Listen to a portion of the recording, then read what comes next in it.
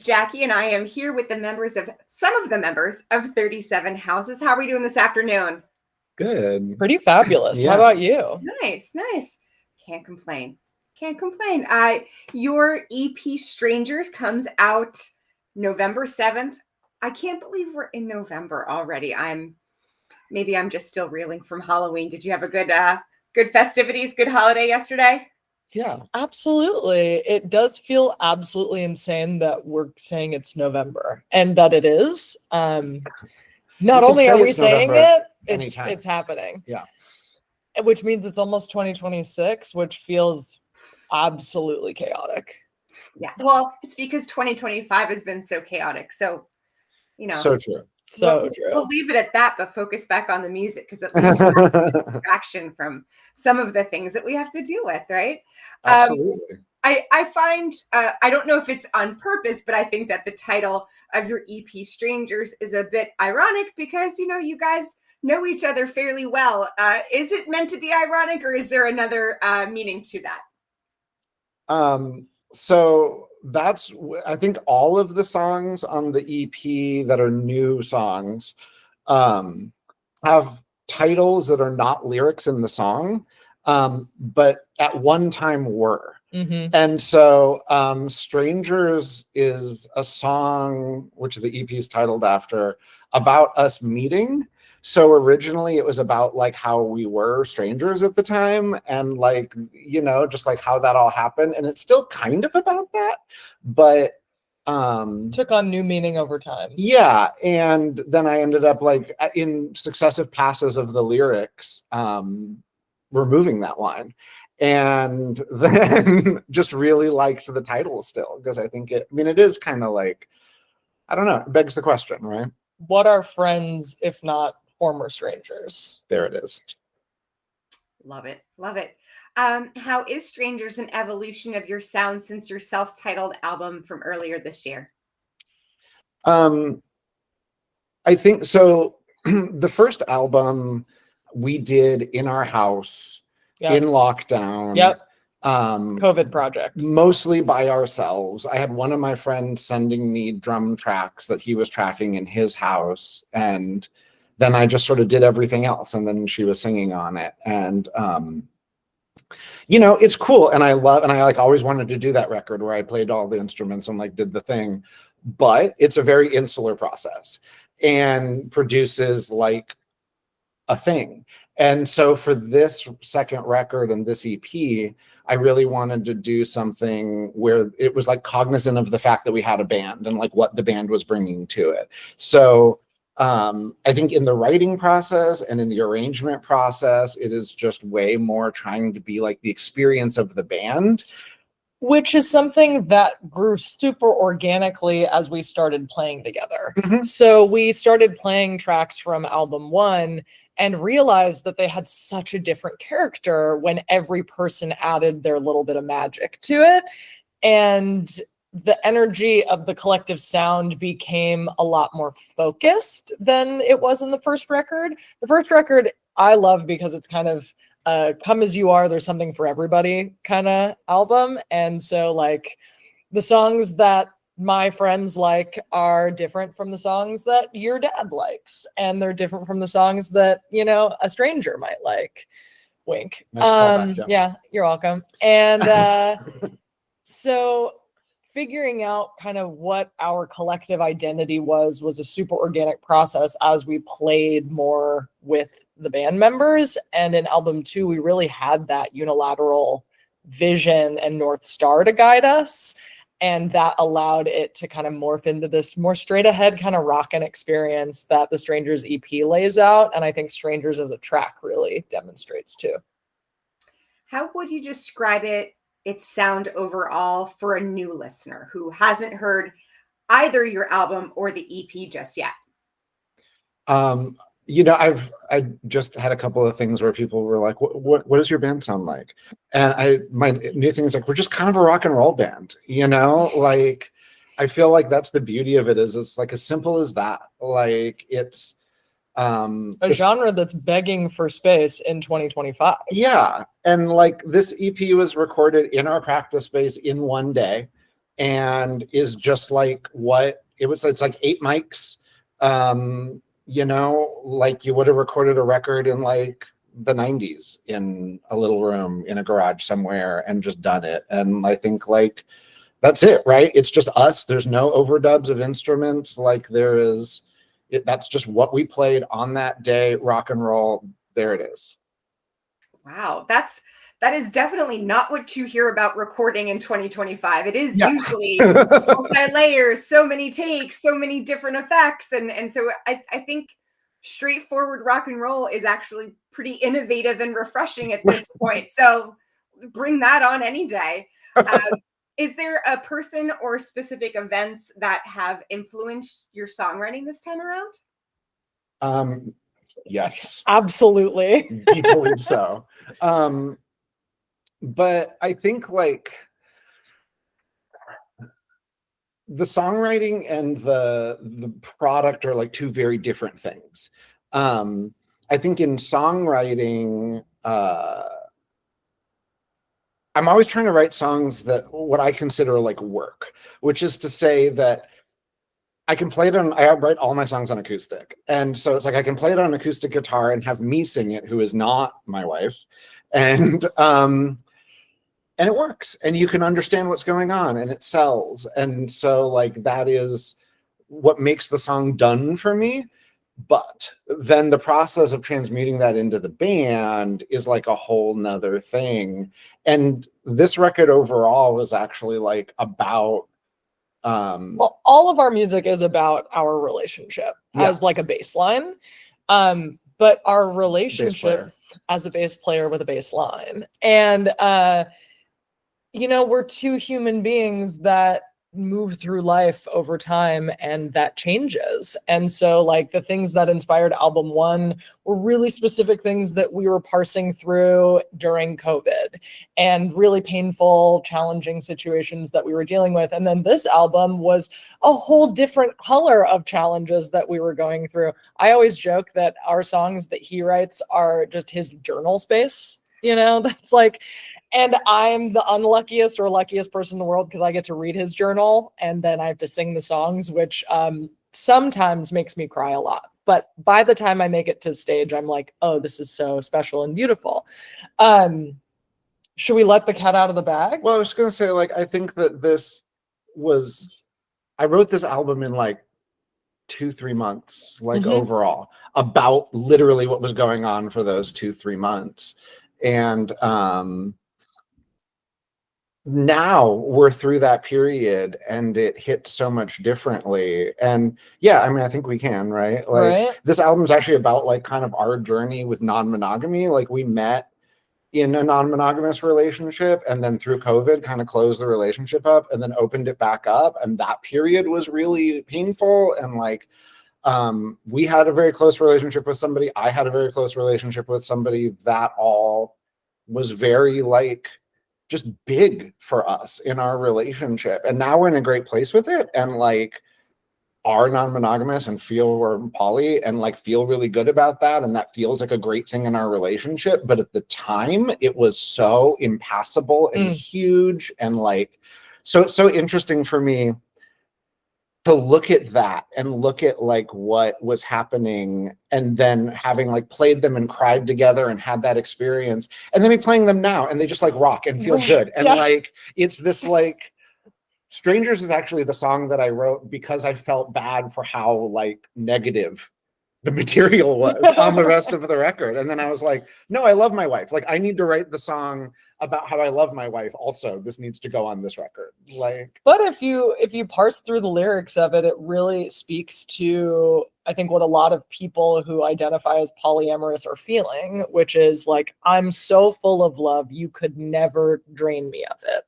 And it's something that occurs as a really common conflict in that orientation where the one person consistently butts up against this concept of like, am I not good enough? Am I not enough for you? Do you have enough love for me and another person? Like, what does this mean? Our society tells us this shouldn't be possible.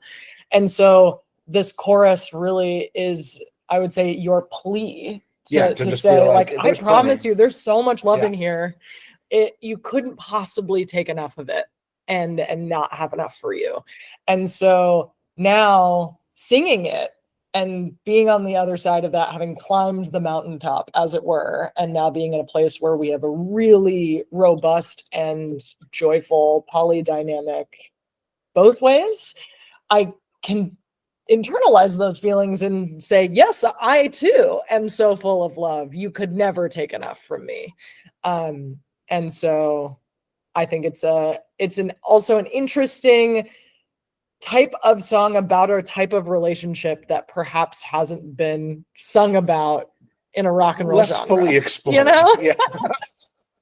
Well, thank you for being honest and open and sharing that with me. Because your songs are autobiographical, do you think that there's more catharsis in the writing time or the performing time? I think the moment for me is always when I play it for you the first time. Oh, God. Because it's like literally like there are lines in some of these songs There's that like just things she that I've said like in couples therapy or something, right? Yep. And it like is the actual line from that day. Yep. And sometimes I wrote the song like an hour after it happened. Yep. So it's like I tend to write in a chunk. So I'll like get the inspiration, sit down, write the whole song, and then come back and do some lyric edits and like add a bridge or something. But so a lot of them are such like just like vivid snapshots of like the fight we had or the conversation we had or the thing that I couldn't say in the moment or whatever it was. And so I almost always sit on it for like 2 months and just like have it. And I'm like, there will be a time There'll be a day when I can rip this wound back open and do this thing, but it's not today, you know? And so I think those moments come when they, when that happens, when I'm finally like ready to be like, here's how I felt about this then in a way that I can't express any other way. How would you describe then the emotional sort of like temperature of the EP? Is it warm? Is it restless? Is it defiant, nostalgic? How would you? Cool question. Yeah. Of the words that you shared just now, the one that bounced off and felt true to me was restless in some ways, because there's a frenzied energy in a number of the songs.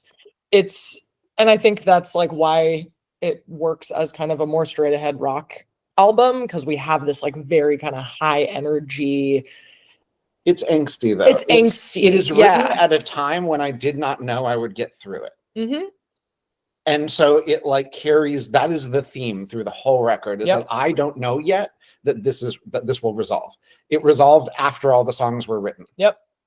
And so like, and time had passed. So like, it really is me in this moment being very like restless and angsty and like somehow knowing that it would, but not being able to picture that reality. Okay. What's the first song in the EP that you cannot wait to play live next? You go. I mean, the one that hits for me, so we've played a lot of them live, but like the one that hits for me and is so tied to a specific memory of a show is Shadow Puppets. Oh, at Pete's? Yes, in Brooklyn. Like that was just a magical thing of like the whole venue, like jumping along at the big ending part. The way that I had pictured it when I wrote it just like it happened. And I was like, oh, okay. Like an entire room of people got it at the same time. First time we ever played it. And it was just like, I just got chills thinking about it. It was such a beautiful, it was, and that song has kind of this little ending bit that it breaks down for a second. I count off and we go to this real dancey finish. And I think that's what we closed with. That night. It was our encore. It was our encore. And it was a room full of like dear friends of mine who were like there to support us. And then also people we didn't know, which is always fun, you know, always preferred when you're playing music, a couple people you don't know. But the room was super just packed.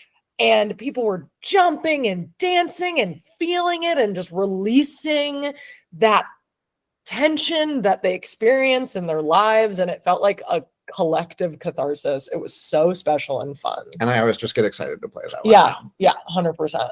For me, it's Helium. which is probably my favorite track on the EP because it tiptoes the line between just like a real big emotional vocal performance, which is my bread and butter. Like I've been singing my whole life and singing really seriously.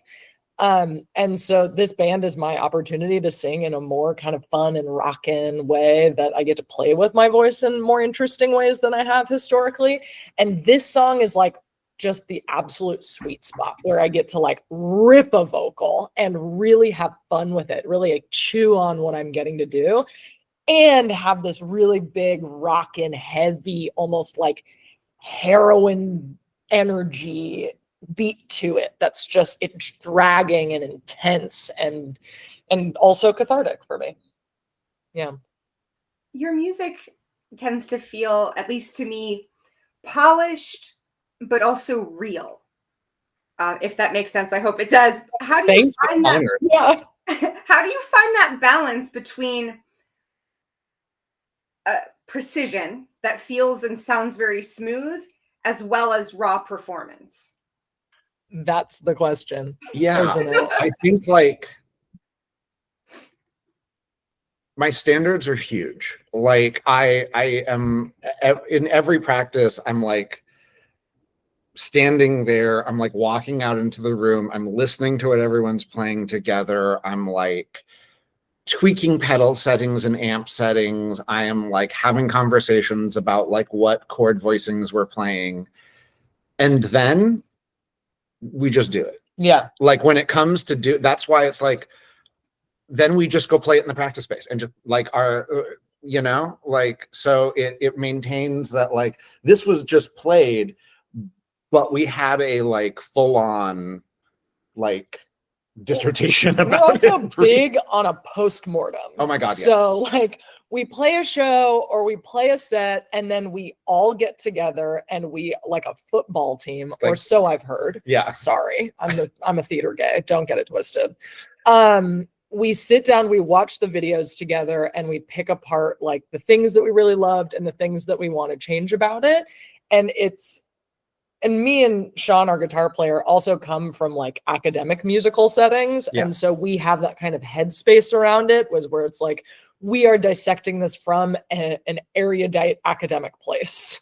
And then the thing I told Sean when he joined the band initially that I hold very strong is like, at the end of the day, this has to be fun. Like if it's not fun, we are failing at our jobs as musicians. And so we have our like meticulousness that we bring to how we review our work. But then when it comes time for like the drums to count us off, we are having fun. That is the point of the exercise. And I think that is what gives you that tug of those two worlds. That makes a lot of sense now. That the fact that you analyze the performance after the fact, that really checks. I actually appreciate the football metaphor as someone who is also a theater geek. So, you know, I appreciate it. When it comes to your time in the studio, and it sounds like with the EP, it was very, very brief. What do you feel brings out your best work? Is it the chaos and experimentation, or is it the focus and control? For me, it's the collective energy. And I think that's why I am so obsessed with how we recorded this, just in a live room, all of us playing together. Being able to feed off of every person who is, you know, trying something a little different this time, that brought something out of me, that brought something out of him, that brought something out of everyone. To me, that is what pushes my performance and gets me into just areas I didn't know I could inhabit. And I think that's what also gives it that authenticity, because it's like that those things are happening in real time. We're not going back and over recording. Sean did something cool and that inspired me, and here we are. That's just on the record now. Yeah. Yeah. That's just how that song goes. I mean, I think that like I am like meticulously arranging and like in headphones and sitting there, but I also can do it pretty fast because I know where I'm going, and I like have I used to work in a recording studio. That was like my full-time gig for like 10 years. And so like I can bring a lot of like just experience to it and kind of know how to do it pretty quickly. But I've always believed that like songs, there is a correct. Like when you're in the studio, there is actually a correct. There is the thing that's too much. There is the thing that's too little. And like threading that needle is possible. And so like I think I'm always just trying to push everybody to serve the song. And that's what it is, right? It's not about like making anyone's individual performance the best. I think that's a big it's point. About making the song the best and doing what it deserves and just giving it what it needs and like letting the collective feed the product. Mm-hmm. Would you say then that, and I would only assume that you're not ever thinking about this while you're writing and recording, because that's too much on top of all of that, but would you say that you're striving more for like radio airplay, digital virality, or live ticket sales? I will say that I wrote Strangers also with the idea that it would be catchy. Yeah. There's like some songs. So the songs that are new on the EP are also originally demos for a new, bigger record that we're doing. So we're actually recording vocals for today, that right after this. But in the like breadth of that record, there's some real bummer songs. And I was like, okay, no, I need just like a song that just like hits. That is so like I think that I was looking for like live, like I just wanted something that would just like hit you in the heart, like got it, felt good. And then, you know, like told a nice story. I think with the band in general, the theory has always been give it its best shot. So it's like, I'm trying to write things that are authentic. I'm trying to write things that speak to me. I'm trying to make a product that I feel like is relevant to the world in the sense that like, I'm not just copying a thing that has happened as best I can. I'm trying to like contribute something and then just give it the best chance it can have. Yeah. So like, do what it can do. I think if you're really trying to write for the time, it ends up never being timeless. Exactly. I think too, what you kind of pinpricked is the authenticity, right? Like for us, our goal is to put out a product that we're proud of and to feel a deep connection with our artistry because that is what the joy is. And so I would say, you know, obviously you're a band in 2025, there's strategy associated with things. And, you know, we're thinking about how this is going to reach people. And, you know, it's like the name of the game. But that is so not, you know, the first few orders of operations in our strategy, because I think, like you said a second ago, like, good straight ahead rock and roll that's just recorded in one shot, like that is the thing that is different about this. Thinking about it from a place of this lights me up and makes me feel proud, and I don't really care that much if it goes viral. It would be cool if it did, but I'm not writing for that, is such a different perspective right now that I think is inherently interesting and valuable because of its kind of ignorance of that system. Speaking of strategy, with new music out, how do you straddle the line between advertising and sharing and staying authentic when it comes to your use of social media? Another great question. Carefully. Yeah, I think that like we have somebody that helps us with social media because we're both not great at that section of it. And I find that like going back to the previous question, even having somebody who can help me think about the social media helps me not think about the social media. So that I can just engage in the art in a way where I'm not trying to do that, and then someone else can come on top and be like, hey, this would actually make a cool reel if we did this. But we are very like choosy in what we engage in, because if it doesn't feel, I mean, even for me, like I come from more like metal and hardcore bands, and like just being in a band that isn't a hardcore band felt weird for the first like year almost, you know, where I was just like, but my hardcore, but my screechy chords, like, and so like I think people have come in and been like, oh, you could be like a really pop polished aesthetic and do this thing. And it's like my immediate thing is just like, no, like if this does not hit, I just can't engage in it. But it also allows us both to be authentic. I think that there are things that I authentically feel really good about that are one thing. And then there's things that you feel authentically really good about. And that's sort of the magic of the band of it all versus the solo performer is that like, if Erin's making a reel that like does the thing that feels really good for you, that's authentic for you, and that is doing its whole thing, it doesn't need to be my thing. And like we both have a voice in the band. And you know, if Sean is engaging in something that feels really authentic and it's not what I would engage in per se, like that is also an authentic expression of the band. And so like really just letting everyone do their thing in a way that feels good. And trusting that like we are both three very different people with very different points of view, but trusting that like there are people out there that share those points of view and want to hear our take on whatever it is. Well, what's up next? You're back in the studio already. You're already tracking and recording. Shows coming up. What does the rest of this crazy year look like for you? Yeah, we have a show November 9th at Knockout in San Francisco, where we live. And then we are doing a Southern California tour just before Thanksgiving. We're hitting San Pedro, El Centro, Los Angeles, and San Diego, November 20th through 23rd. So if anyone happens to be in SoCal, come say hey. And trying to get something going for December as well, and then seeing what next year brings us. Yeah, new record probably in February, March. Yeah. Really excited about it. Also recorded live in the studio, just with slightly more polish and a slightly nicer space than our practice space. And really excited for all the new stuff that's coming up.